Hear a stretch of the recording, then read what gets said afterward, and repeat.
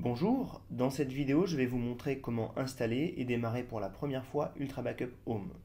Une fois le fichier d'installation téléchargé, vous le démarrez et le logiciel va s'installer automatiquement.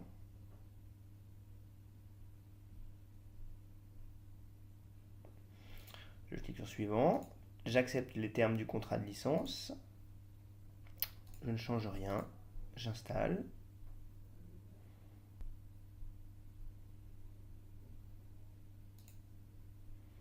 Alors l'opération terminée, vous pouvez remarquer qu'une nouvelle icône a été ajoutée dans la barre de notification. Elle est ici. Pour lancer Ultra Backup, vous pouvez soit double-cliquer dessus ou bien utiliser le raccourci qui a été placé sur le bureau. Alors la première chose qui vous est demandée, c'est de choisir un disque de sauvegarde par défaut. Pour vous faciliter la vie, Ultra Backup vous propose de choisir un disque de sauvegarde sur lequel vous pourrez placer par défaut toutes les sauvegardes que vous créerez. Si vous avez acheté une clé USB ou un disque dur externe et que vous souhaitez vraiment le dédier à la sauvegarde, vous pouvez faire comme moi, le sélectionner dans la liste, puis cliquer sur Valider. Alors ce que vous voyez à l'écran, ça s'appelle le gestionnaire de sauvegarde.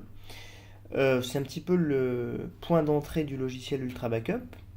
Alors je vais vous montrer trois vues qui sont très utiles dans cette application. La première, c'est la liste des sauvegardes, la vue qui est affichée par défaut, qui présente en fait l'ensemble des sauvegardes qui sont paramétrées dans Ultra Backup. Pour l'instant, cette liste est vide car on n'a pas créé de sauvegarde.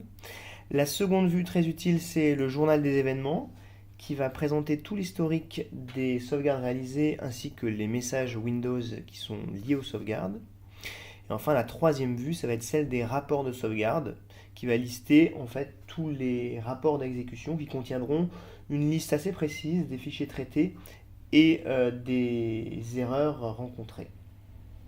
Alors si je reviens dans la vue de la liste des sauvegardes, vous avez une liste à gauche que l'on voit ici là, qui affiche l'ensemble des emplacements de sauvegarde, c'est-à-dire tous les disques qui accueillent actuellement des données sauvegardées par le logiciel.